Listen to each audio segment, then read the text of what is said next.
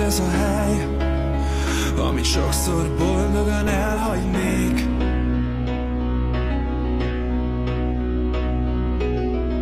És itt ez az élet, ami sokszor nem nagyon értünk még.